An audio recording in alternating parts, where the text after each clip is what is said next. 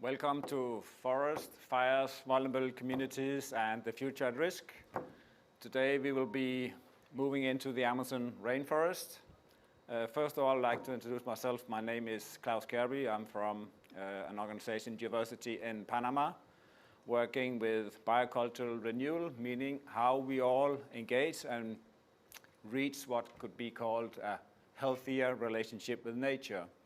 I certainly hope that this panel will help us moving in that direction, so I'm happy to have accepted it. And I would say that the organizer is first for you, for your knowledge. It's a group of three, basically. The first one is Friends of Nature Foundation. It's a Bolivian NGO dedicated to biodiversity conservation. And we also have the RAISG, which is a network. They are working with conservation in the Amazon biome in general. And last, we have a group of organizations collaborating on an issue called non-carbon benefits, Euroklima Plus, European Union program initiative, where we have Forest of the World present. We have also APCOP, the organization working with both indigenous and mestizo communities in Bolivia. And we also have in this group, not present though, Forest Stewardship Council, FSC. They will certainly be listening to what's going on, but they will not have the opportunity to participate today.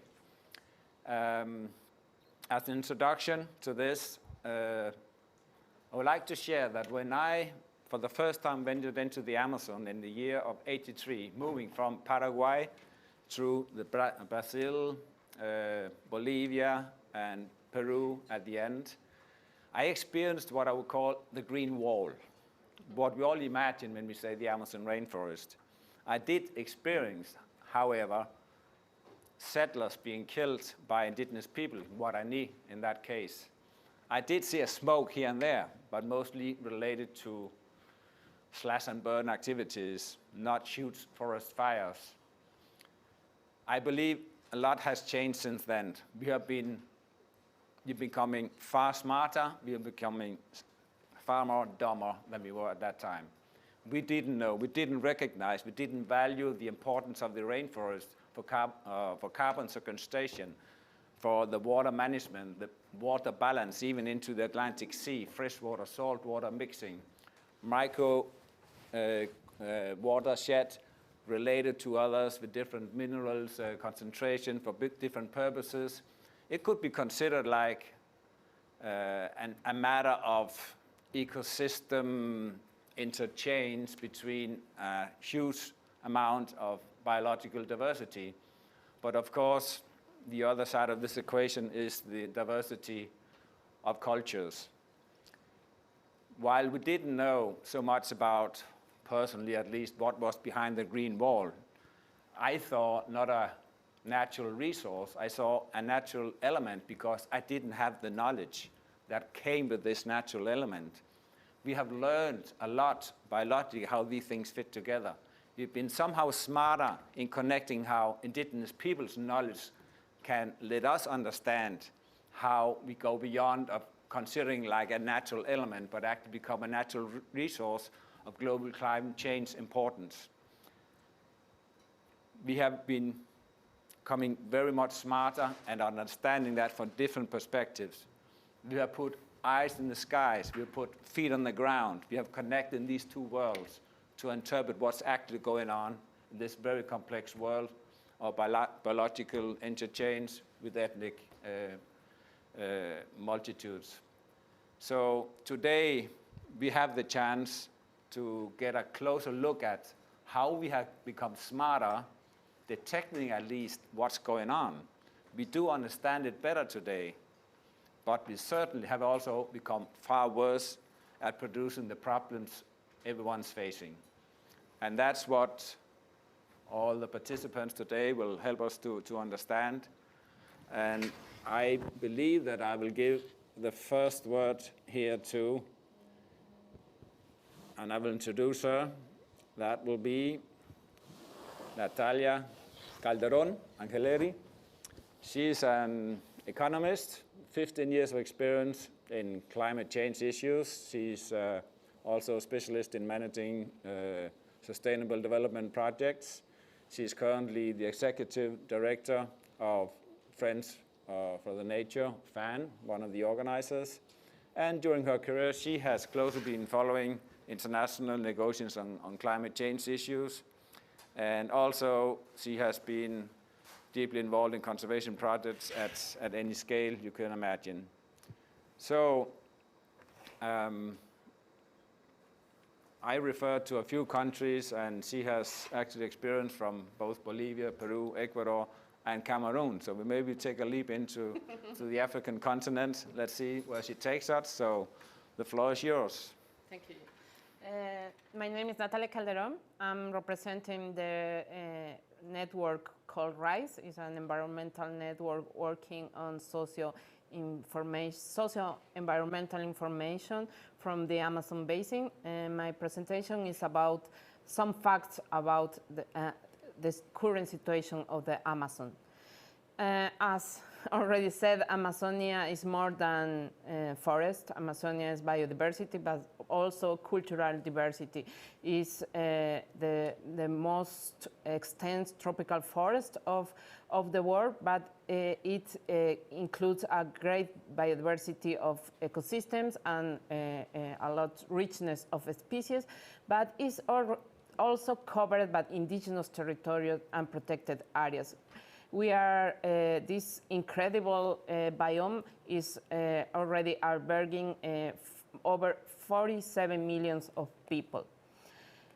We all know we are talking about the tipping point, and the tipping point is going to be near us, but the tipping point is not only a future scenario, but a current one. Because of the data that we developed, deforestation and degradation already have reached 22% of the Amazonia. Most of the deforestation took place outside protected areas and indigenous territories, showing the importance of protected areas and indigenous territories as conservation strategy that are actually working even though the limited resources they receive. 80% of the deforestation is outside these territories. The drivers of deforestation, 60% of the Amazonia is subject to some type of fixed ongoing pressures. We all heard about fires, we know about deforestation and loss of carbon stocks. We did an analysis including data developed by the RACE network about deforestation, forest fires, and also carbon loss degradation in all the Amazon basin to understand the disturbances in the region.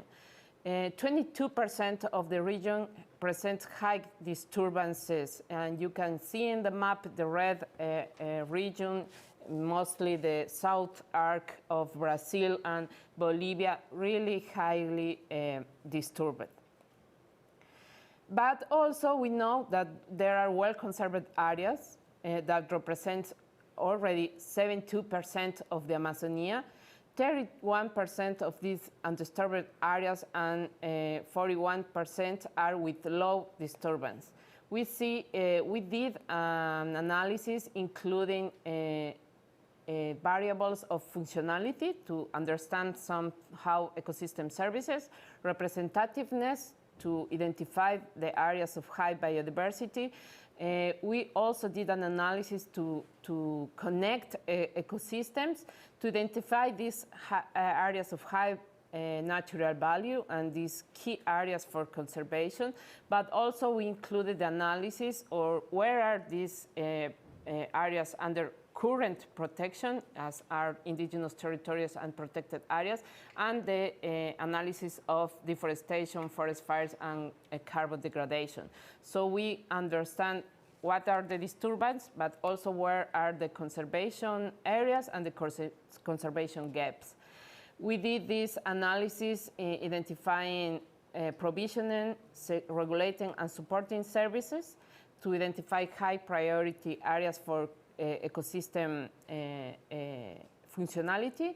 Also, these areas of high biodiversity, including variables of richness, complexity, and singularity of the ecosystems in the Amazon basin, to understand the key priority areas and the disturbance areas. Of this map shows the areas of high priority where we should focus our efforts on conservation, and also the areas of high disturbance. The disturbance that are occurring in the Amazonia already affected areas of key priority taking into consideration the previous variables I already mentioned. 32% of undisturbed areas of the key priority areas include 273 million of hectares. Of these, 75% or approximately 200 million of hectares are primary forests and forests with low disturbances. So currently, these forests do not have any level of protection and should be immediately recognized as priority and include indigenous territories and protected areas as opportunities for conservation of these areas.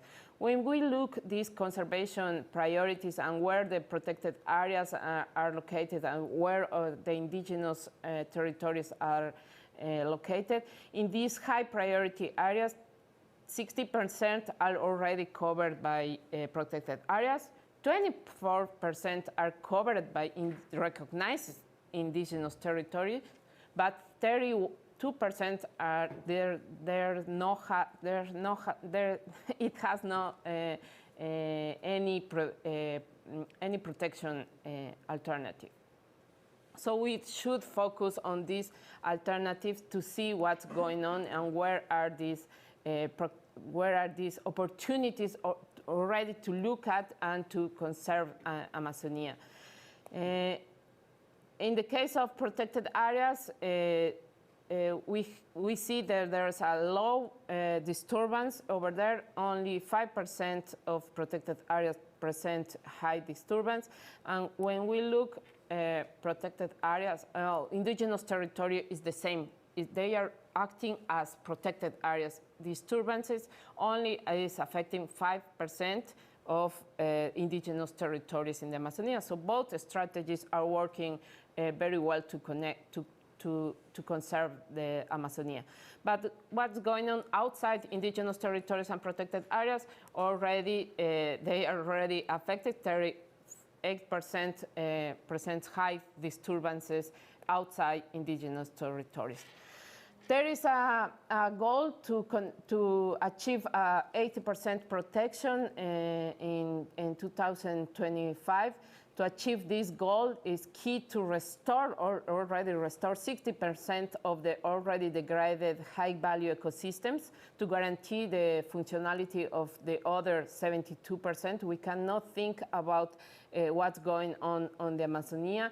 There is an urgent call to act and to formulate plans to and mobilize resources for international communities to these two already important strategies for conservation that are indigenous territories and protected areas. Ecosystems integrity, 72% of the Amazonia requires immediately protection and 16% needs restoration. We need to recognize and fund indigenous territories because they show they are acting as good strategies for biodiversity conservation and biodiversity and ecosystem services conservation. We need to implement the already approved Durban co-governance model. We need a legally binding, free, prior informed consent is essential.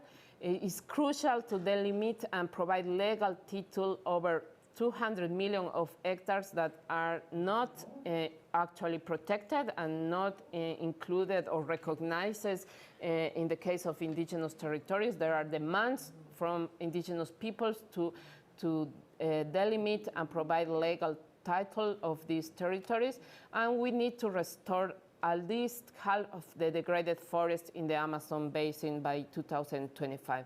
There is an initiative that we are part that is led by COICA, the Coordination of Indigenous Territories on Organizations, to promote this goal of protection of the Amazonia and the role of indigenous territories to achieve that goal, not only for indigenous people, because the world needs the Amazonia because of its ecosystems services that it provides. Thank you very much. Thank you a lot. Well, certainly we are facing a challenge, a serious challenge, both on natural heritage, the rainforest in itself, but certainly we could also understand that this is related to matters of people, because the fact that they are not tidal territories, that they are not protected areas, doesn't mean that it's abandoned completely. There's always a history linked to that. We all know that indigenous people managed the Amazon rainforest throughout history. So the question is, how do we engage? How do we support, as you mentioned in your previous slide, how do we support the initiatives of indigenous people, local populations, so that they can collaborate with us, so they get ownership? I know that Forests of the World have been facilitating a process exactly looking at such mechanisms, in this case called non-carbon benefits.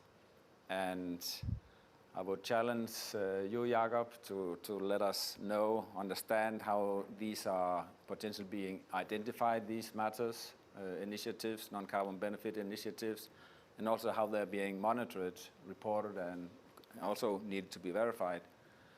So those are the matters that I'll put on to Jakob. And Jakob Kronig, he's the director of the International Cooperation Department of Forests of the World, a Danish environmental organization working based on human rights in all these matters, both in Africa and also in Latin America.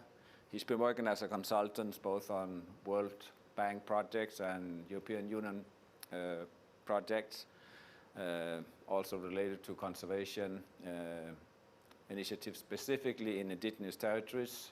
Actually, I understand you did your PhD in Colombia and those matters, so it's not on simple grounds that I will pass it on to you and let us introduce to the non-carbon benefit concept. Thank you. Thank you very much, Klaus. It's a real pleasure to be here and an honor to be able to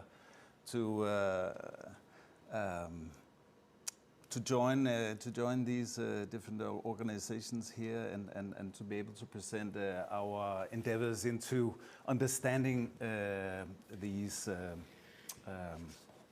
non-carbon benefits. We're here because of the climate crisis. We've heard about that now for many years, and we also know that there are solutions out there to deal with it. One of the major problems, as we've heard from Natalia's presentation, is deforestation, and we've gotten a good mapping of that catastrophe in the moving.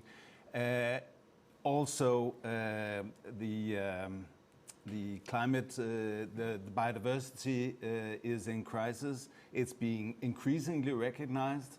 The conventions, also one of the Rio conventions, so back in '92 we also knew about it, but now it's on most people's lists, and people are starting to understand what's going on. And it's not just a matter of a beautiful cat like this, a frog or other species that we will be losing. It's about our entire food security situation. It's about our health. And of course, per se, ecosystems have a right and should have a right to actually work as such. This is also a third crisis is in the move, and in the beginning, Klaus mentioned what we maybe didn't see so much in the 80s or didn't understand what was going on, but which is increasingly happening, is that indigenous peoples and human rights defenders are in the front lines fighting for the global biodiversity, climate change solutions, and being killed in the process. So they need help, they need assistance. Fortunately, as we also heard from Natalia, they are a crucial part of the solution. So we need an interdependency, or we need integrated, comprehensive and timely approaches and solutions. Now, there are a lot of words here, and these are only part of the words of the Paris Agreement, which you probably also know. This is Article 5.2, most of it actually.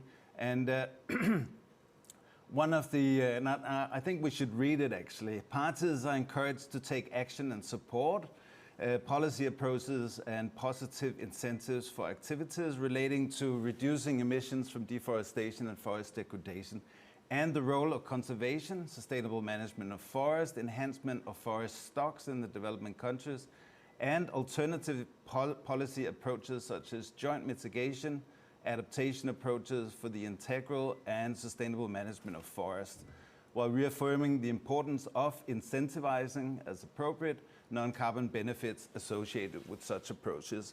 Now, in the last 5 years since the Paris Agreement, we have seen actually very little work on non-carbon benefits and alternative approaches.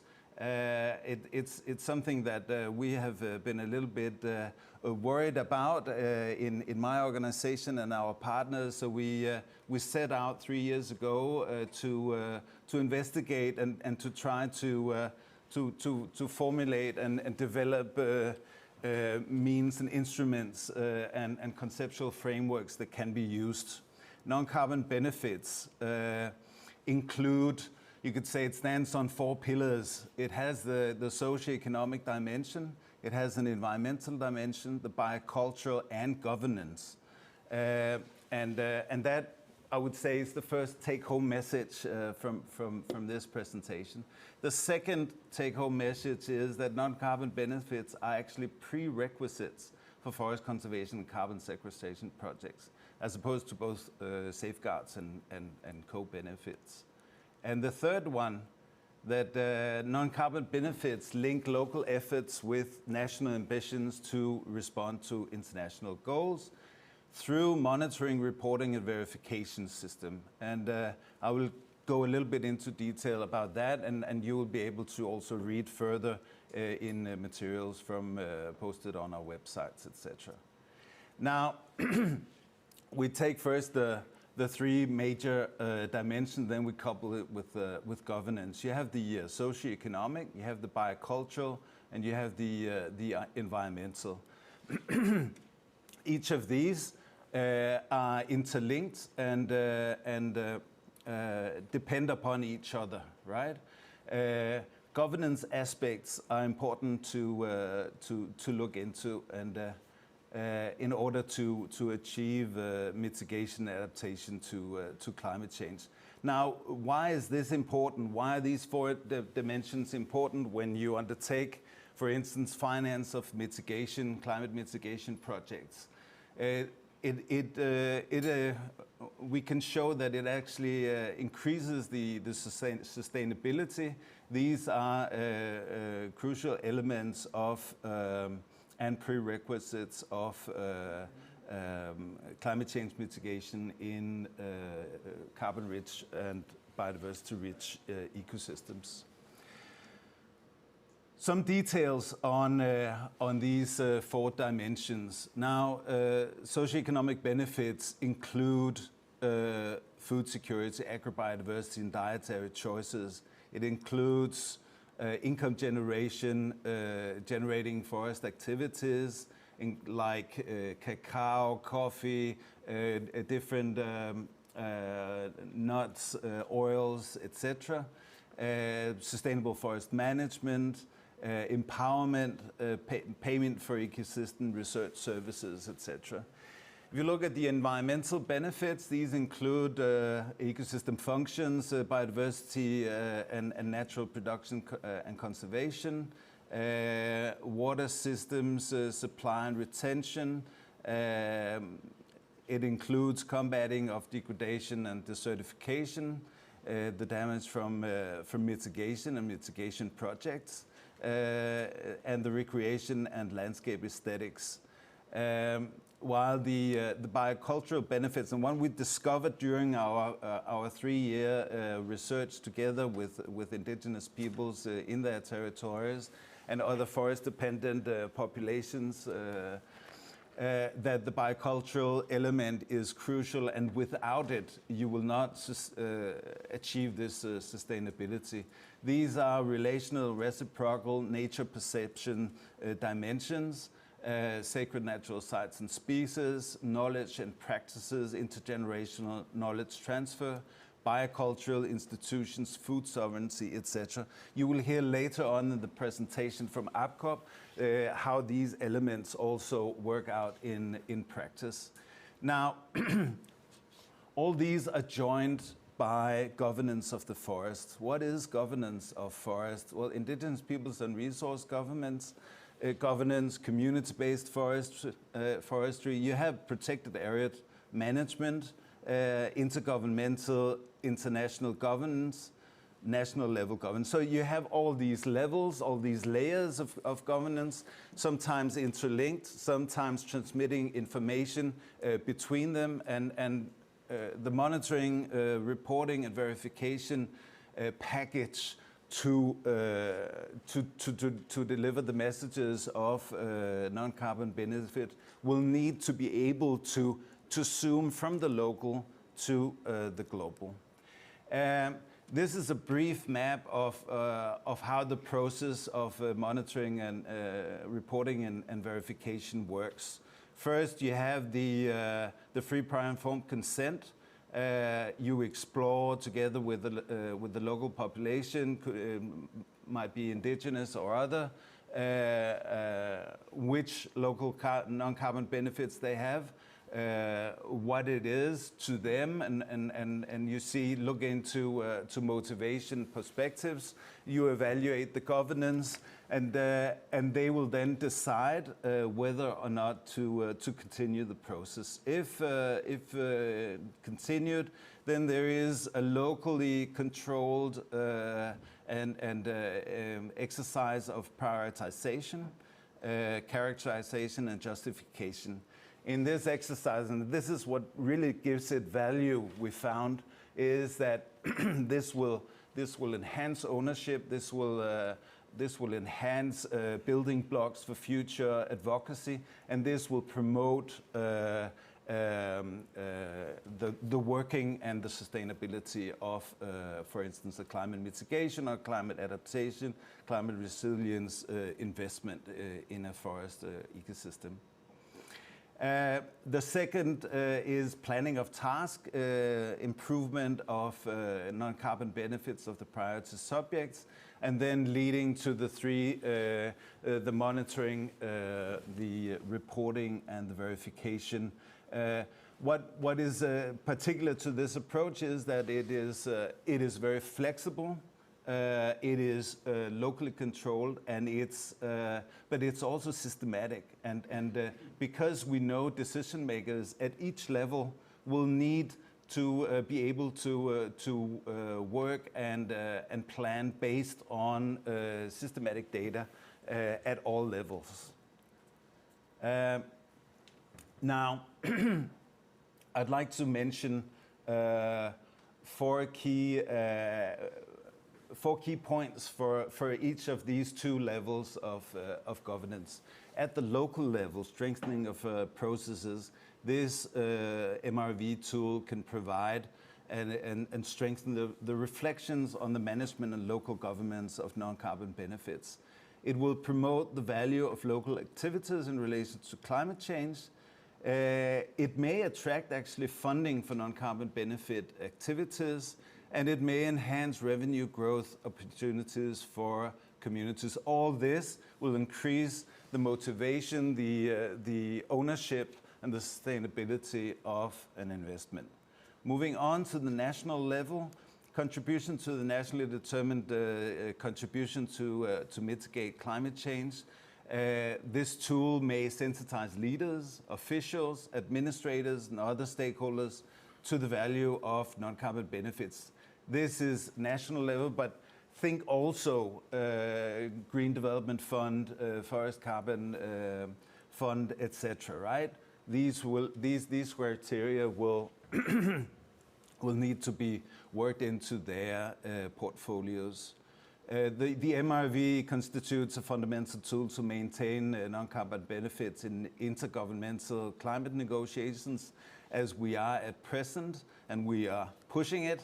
MRV can provide an incentive mechanism to maintain and restore non-carbon benefits. And finally, the MRV can provide inputs to the national determined contributions. Now, just briefly, at the MRV system monitoring of activities and tasks at a local level inside indigenous people's territory or related buffer zones, etc. The monitoring of priority subjects, finding out, deciding on which non-carbon benefit you want to investigate further. It may be water, as in the case of our fieldwork in Panama, together with Geoversity and the Embera population there. It may be, and as we shall hear from APCOP, bee cultures, etc., and other stuff, right? And then the effects and we've used this tool called, a methodology called most significant change. And what's important to understand here is that you get a lot of stories, personalized, what is most important in the local scene. But these are actually, you extract from this a common, most significant change story that then can be built around, made advocacy around, can be monitored at more aggregate levels, and can be acted upon from the government. There is local control on all these three processes, and the national level will access data for the last two. Now, I would just make a small promotion for two of our reports from this endeavor. First, the conceptual work, which you can find at a website. I will let you know. And then the tool, of course, has been developed. It's been tested. Very stringent methodology, using also ecosystems as an emergent area for the Forest Stewardship Council, etc. And here's where you'll be able to find it, forestoftheworld.org. And I would like to thank you very much and pass back the word to Klaus. Thank you, Jacob. A real pleasure listening to this, not only because Geoversity promotes bioculture renewal and reconnecting, and I see this concept integrated in a non-carbon benefit concept, but also because I think it entails what is really required. It is local engagement. I mean, we heard a lot about indigenous territories and people in this sense. It probably also refers to mestizo communities, cattle ranching societies that will have to restructure their livelihood, but get them involved in defining what really matters, because if we cannot honor that, how can we engage in such a big story that we have such a challenge engaging national governments and all the international society? And so that's where we'll have the power, the importance, the live where it really matters. So now that I will pass on the word to Veronica, I would ask you to think whether the activity we're going to listen about, which is actually local engagement in fire management, could be considered a non-carbon benefit activity.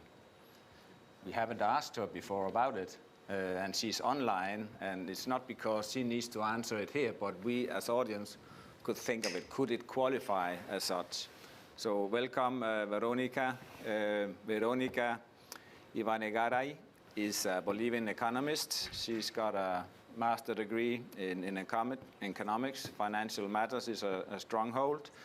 She's been educated both at the University of Montpellier, and she's got a post-grad. How's that? The mic. My mic is not working well? Or what are we referring to?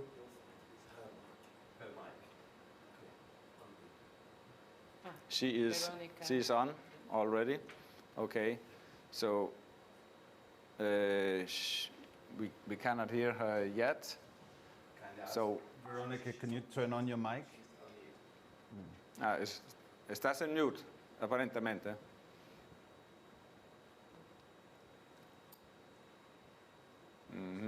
A ver, busca nomás un botoncito, uno de los buenos.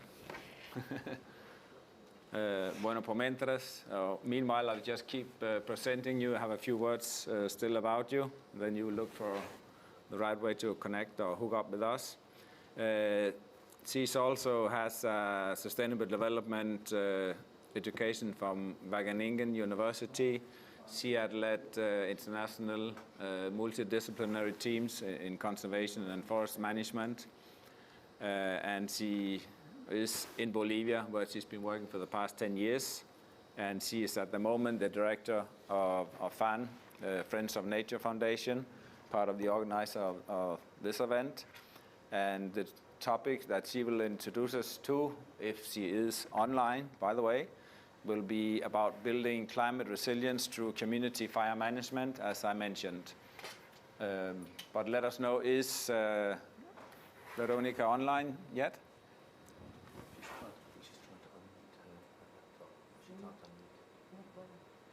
Okay. Well, maybe meanwhile, we could jump to the following presentation, yep. And then we figure that out. It is likewise important. And in that case, we actually jump to a case where we have been working locally with the non-carbon benefit concept to see how we can actually engage in practical terms. And this also happens in Bolivia.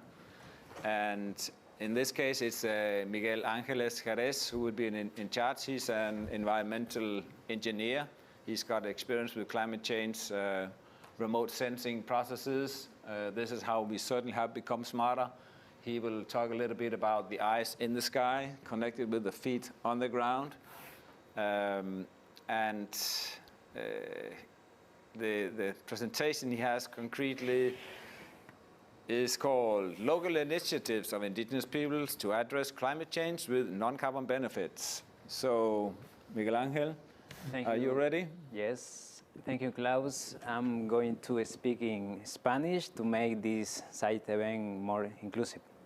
Soy Miguel Ángel y hoy día vamos a hablar, ¿no?, sobre cuáles son las iniciativas de las poblaciones indígenas del territorio boliviano. Quiero empezar mencionando esta frase, ¿no? O más que una frase, un hecho. Tenemos poco menos de 8 años para llegar al punto sin retorno del cambio climático. En ese sentido, el Acuerdo de París, en su artículo 5, nos invita a que los países asuman políticas más ambiciosas, políticas donde la mitigación común y la adaptación para que el manejo sostenible de los bosques nos permita alcanzar este objetivo. En ese sentido, para hablar de sostenibilidad y de manejo integral del bosque, necesariamente necesitamos pensar en las iniciativas de las poblaciones indígenas, ¿no? En el territorio boliviano, las poblaciones indígenas desarrollan sus actividades económicas en un lugar parecido al de esta imagen. Un bosque, pero para ellos el bosque es un poquito... Ven al bosque con una mirada más integral, con una mirada más profunda. Aquí desarrollan actividades económicas para el manejo forestal, extraen recursos naturales, pero también es un lugar de mucha importancia ambiental, donde nosotros gozamos los servicios ambientales, ¿no?, de aire, agua, pero también es un lugar donde ellos desarrollan sus actividades bioculturales. Beneficios que muchas veces no podemos tocar porque son intangibles, ¿no? Nos referimos a la cultura, al conocimiento ancestral, a la medicina que hay atrás de toda la vivencia de, de las comunidades indígenas con sus territorios ancestrales, ¿no? En ese sentido, en los 3 años que estamos trabajando con el territorio indígena de Lomerío y Monteverde, hemos coordinado actividades con los gobiernos territoriales, con las organizaciones territoriales SIC, SIC San Javier y SICOL. Trabajamos con más de 12.000 habitantes que viven en estos 2 territorios, en los municipios de San Javier, Concepción y Lomerío. En estos 3 años se han desarrollado 4 proyectos piloto para institucionalizar estos beneficios no relacionados al carbono, que han sido construidos en un proceso bien participativo, donde primero se han identificado cuáles son los beneficios que las comunidades tienen en su zona, y luego se han propuesto algunos proyectos que están acorde a su realidad y acorde a su forma de vida. El primer proyecto piloto es el de meliponicultura. Como las abejas nativas sin aguijón han evolucionado con la flora nativa de Lomerío, y porque los chiquitanos vienen desarrollando, vienen haciendo manejo de estas abejas sin aguijón de forma ancestral por subsistencia, el objetivo de este proyecto piloto era recuperar estos conocimientos ancestrales de una forma tecnificada para garantizar también la transferencia de los conocimientos ancestrales a las futuras generaciones y también así brindar una oportunidad de generar ingresos económicos a las familias. El segundo proyecto piloto es el de apicultura. Como en la zona sufrimos muchos impactos por los incendios forestales, la apicultura es una oportunidad para ayudar a la recuperación de estas zonas degradadas por los incendios, pero además una oportunidad para ayudar a la familia en la economía local, ¿no? Y también ayudar con la incorporación de alimentos nutritivos como la miel, el propóleo en la dieta familiar. El tercer proyecto piloto es la creación de un área protegida comunal para proteger un árbol que en la zona le dicen copaibo, ¿no? Copaibifera langtorfi, un árbol de donde se extrae una oleoresina que los chiquitanos usan de forma medicinal, pero también la transforman en jabones, en champú, en cremas para su comercialización. La creación de esta área protegida comunal también va a ayudar a la conservación de la alta biodiversidad que hay en la zona de mamíferos, anfibios, reptiles y además de flora, ¿no?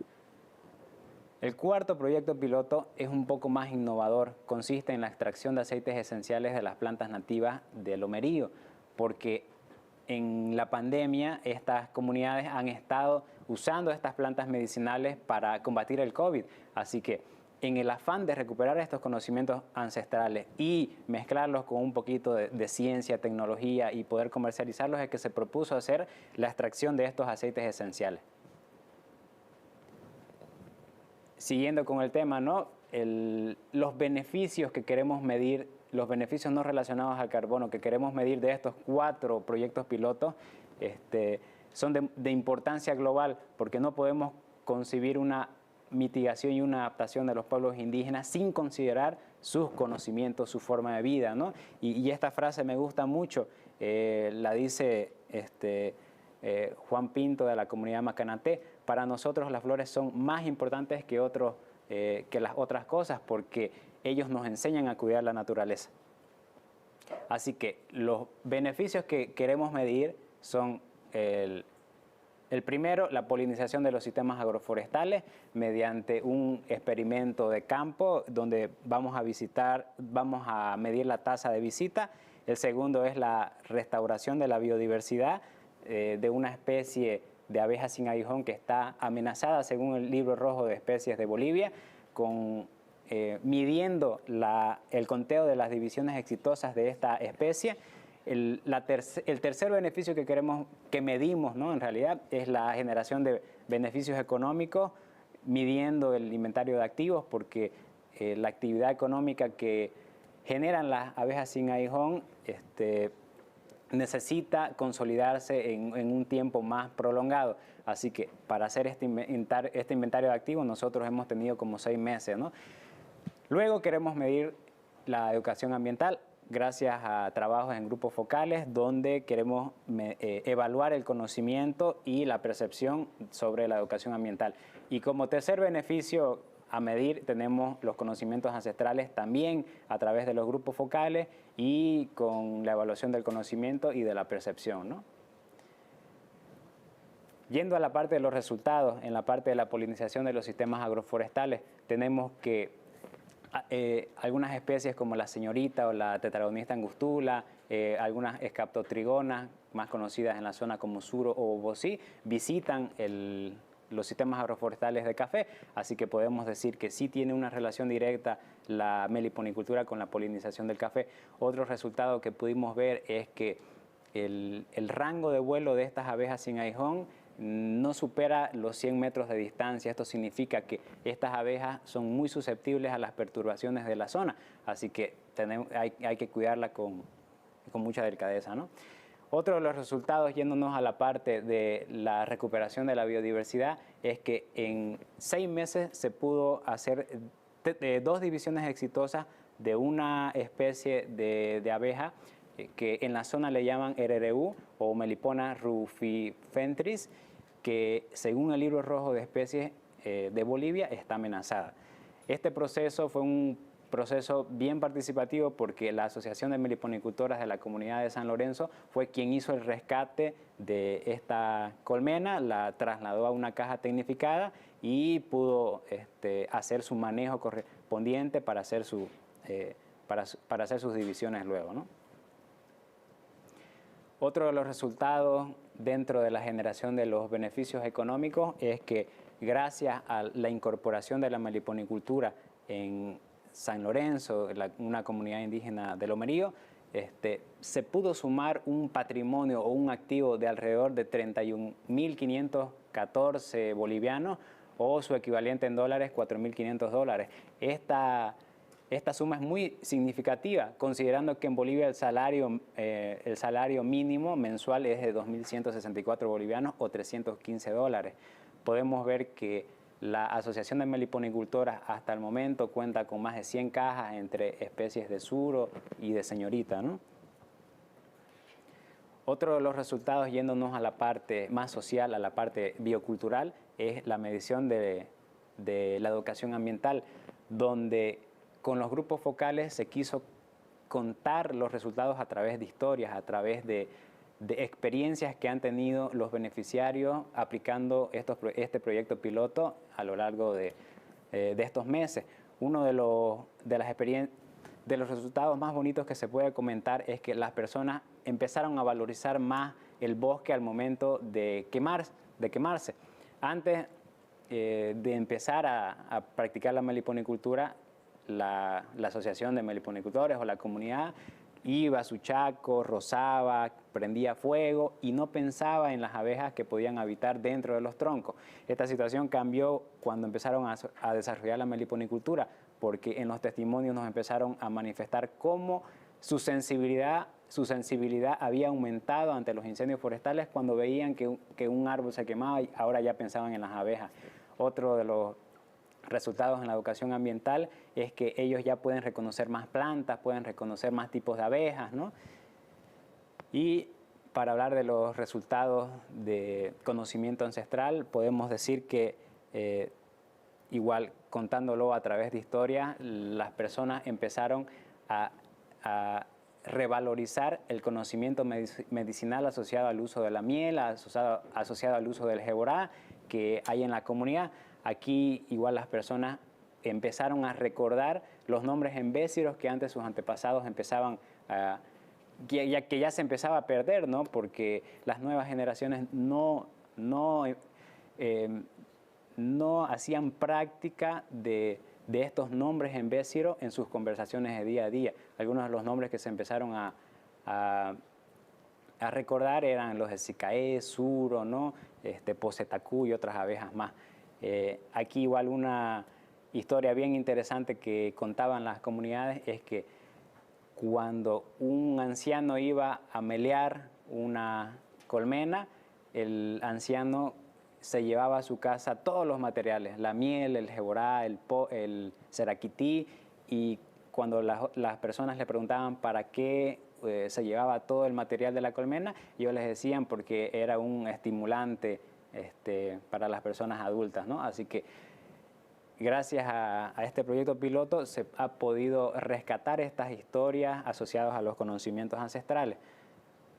Otro resultado que es bien llamativo, ¿no?, que muestra el cambio más significativo de la aplicación de la herramienta compuesta para medir los beneficios no relacionados al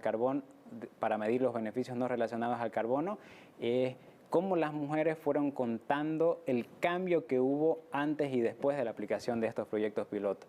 Ellas, en un relato y a través de dibujos, contaban que antes sus actividades estaban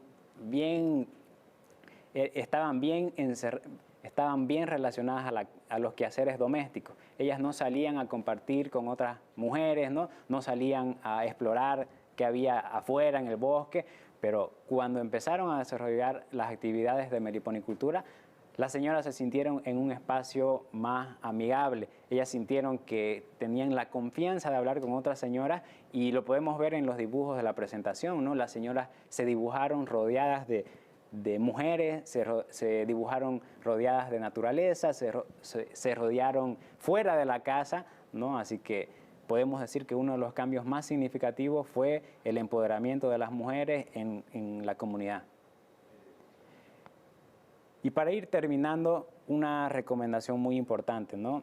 Más allá de los objetivos que se han planteado dentro de esta COP26, un tema muy importante que tenemos que seguir conversando de aquí en adelante es el tema de la pandemia, ¿no? Y cómo la pandemia se relaciona al cambio climático. En esta gráfica muestro la importancia de no solamente aplanar la curva del COVID, sino aplanar la curva del clima. Estamos ante un inminente colapso al ritmo de nuestras actividades, así que es muy importante que nosotros empecemos a desarrollar estrategias un poco más agresivas para aplanar la curva del clima, ¿no? Sin más que decir, yo les digo que nunca somos demasiado pequeños para marcar la diferencia, así que gracias por escucharnos y... Bueno, gracias, Miguel Ángel. Thank you for letting us touch ground again, flying high, complicated concept that can only be understood if we actually dig into it and work with people. This is just one example. I understand there's going to be a multiple of example. Diverse sectors can be engaged in that concept. Time will tell, because it's not really until, as I understand it, this COP, that this concept of non-carbon benefits has been actually interpreted in a comprehensive way. I understand that Veronica is back online, meaning that we can connect to Bolivia. Are you there, Veronica? Hola. Yeah, you are actively present. Thank you. And did you stay present, or did you just say hello? You're still online? I think you were, and then you disconnected. Estabas y te desconectaste. A ver. ¿Ahora? Ahora sí, ahí queda. Muy bien. Okay. Actually, this is working. So I will let Veronica. I mean, I already introduced you, Veronica Ibaganarey, if I pronounce correctly, I hope, about your background in economic finances, sustainable development, etc., and your history in Bolivia, where you will take us now. And in this case, as I mentioned before, I will again invite you to see whether the forest management case, or cases, we can say, because it's certainly not a single case we talk about, can be considered non-carbon benefits. Say, we observing this, does this deliver a local effect in terms of environmental positive effects, socioeconomical effects, and biocultural effects? Will that be produced through that kind of activities that are now crucial to climate change issue? Because not only do we emit carbon dioxide losing our forest, we also lose our carbon sink. We cannot sequester, we cannot have this marvelous forest machine working in favor of our pollution. So Veronica, it's all yours if you're still online. Actually, I think we lost images. No, you are here and there, everywhere. Veronica, your presentation is on. You're welcome. Yes, it seems like I have a problem with my microphone. Can you hear me now? It keeps getting off. Yes, it's fine. It's fine. Go ahead, keep talking. Bueno, I hope it's everything.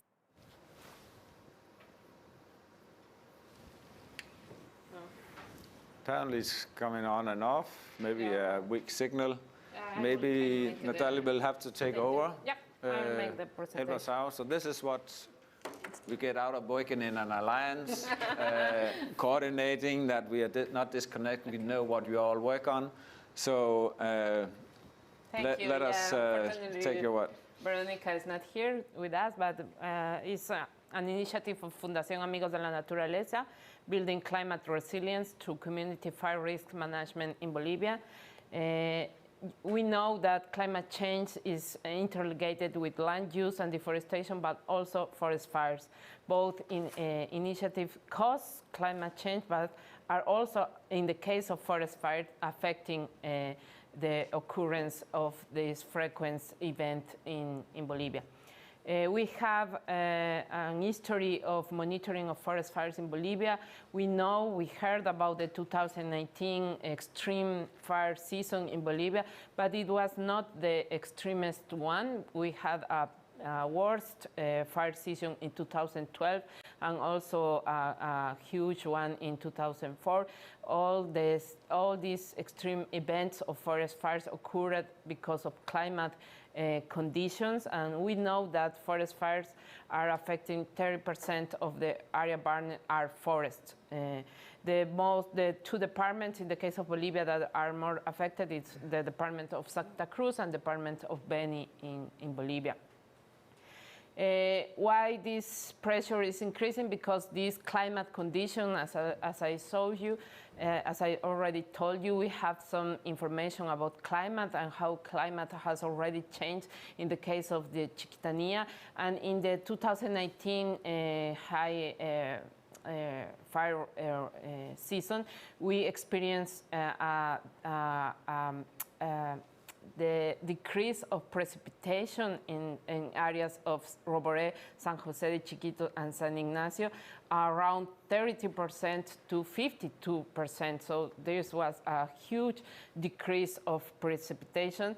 And the decline in precipitation show us the decline of moisture vegetation in the case of Bolivia and decrease of higher fire risk because we have warmer and drier conditions and a long dry season in Bolivia. So we are experiencing more intense and severe fires in Bolivia. We are working with an integrated approach to fire management that includes an important work on the prevention, working with communities. You see the slides and informing the community about the risk of forest fires in the case. We also work with fire use. You know, in the case of Bolivia, economic activities are linked to the use of fire. Communities use fire to slash and burn and do their agricultural work, but we can work with controlled burning activities to use adequately the fire.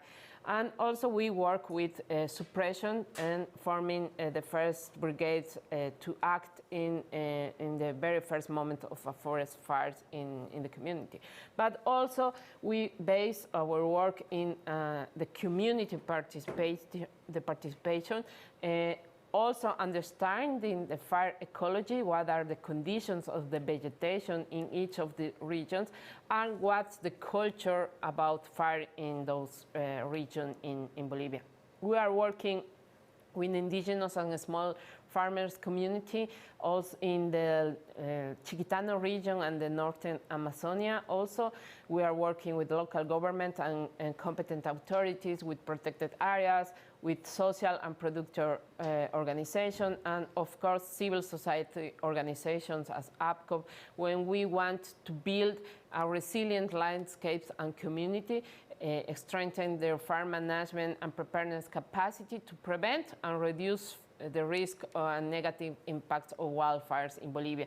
We have three main components: research and innovation, when we work with the communities and also with mobile apps to monitor the conditions and the risk of forest fires. We work in the capacity building and good practices of fire management, and we also work with the governance mechanisms to talk about and deal about this issue. And of course, there's a transversal outreach and social awareness strategy. We work with fire-prepared communities in the coordination and planning for the management and control use of fires. We work with community fire management communities, participatory in the land use and territorial planning, agricultural burn calendars, and control burn activities. We work around 30 communities in the Chiquitano region. We are also working with the coordination for the management and control use of fire. We work with the participatory monitoring activities of land use, because as I told you, fire is linked with land use activities, and also fire risk using technology and geospatial tools. We created a mobile app that communities are using to identify the risk and to communicate in the community the risk. We also work with meteorological information. We also work in the preparedness of communities, in the coordination and planning for management and control use of fire. We work forming the brigades, training the brigades, and also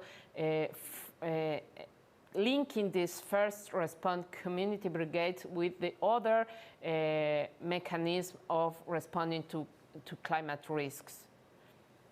We built integrated fire management plans in the case of protected areas and also indigenous territory. We work with APCO in the indigenous integrated fire management plan for Monteverde. It's an indigenous territory. When we develop the fire management plan, and there includes the strategy not only to prevent forest fires, but also to understand why fires are occurring and what's the cultural behind these activities. Of course, we work strengthening institutions and for fire management, not in the fire monitoring, early warning, and firefighting operation. We work with communities, local government, and also national authorities of the protected areas in Bolivia. We have a web where we can find information on the monitoring of fire risk, active fires monitoring, and post-fire assessment. It's called SATRIFO. You can access in the webpage incendiosfund.bob.org to see what's going on. We also have a mobile app to download in the Google Play store. So we have, of course, an outreach and social awareness component where we develop a lot of reports, a lot of didactical material. You can access all of this information on our web page, in the case of Fundación Amigos de la Naturaleza, where you can see the historic reports, the awareness material that we produce for working with communities and raising awareness about this issue, the problem that is causing, and why climate change is interrelated to this problem. We try to do a comprehensive work that includes the prevention, the preparedness, the response, and the recovery to the risk management cycle. So we include all these activities, but we mainly focus on prevention, because if we want to stop the increase of the trends of forest fires, we need to do a lot more on the prevention side. A lot of the strategies in Bolivia are only focused on the control of forest fires, forming fire factors. That's not the only response. We need to talk about prevention. So climate change and land use are increasing, as we saw not only in Bolivia, but on the Amazonia. Indigenous and rural communities are the most vulnerable and are in vulnerable conditions. There are existing mechanisms to deal with wildfires, but they are insufficient. We need to do more. There's adequate fire management strategies that are key to tackle climate change. We need to introduce climate change in the adaptation and mitigation strategies, and also in our national plans and emissions target, because fires are invisibilized in the climate agenda. Deforestation is an issue, but fires are also. And we need to consolidate sustainable community-based fire management initiatives, because there is a community ownership and there is a possibility to collaborate and work locally to achieve landscape, sustainable landscapes in the case of Bolivia. Thank you very much. Thank you a lot, Natalia, for your assistance here, kicking in last second. No, very interesting to see how our eyes in the sky, the satellite imagery assist the work on the ground, where the feet really have to prevent damages. And we also see the connection between global issues and local issues, because fires actually is a local and a global issue at the same time, which is one of the preconditions for considering it a non-carbon benefit issue. And I am pretty sure, without having heard it, also that the local population is very engaged. I mean, they have ownership to this, because if they do not fight the fires, they won't be there either, just like all of us. So thank you a lot. You're all welcome to come with a comment in between. The three of you will be, because Veronica, she's having a struggle still. But I paid attention to your first presentation when you mentioned that there is a better chance of preserving forest if it is recognized indigenous territory or officially protected national areas, national protected areas.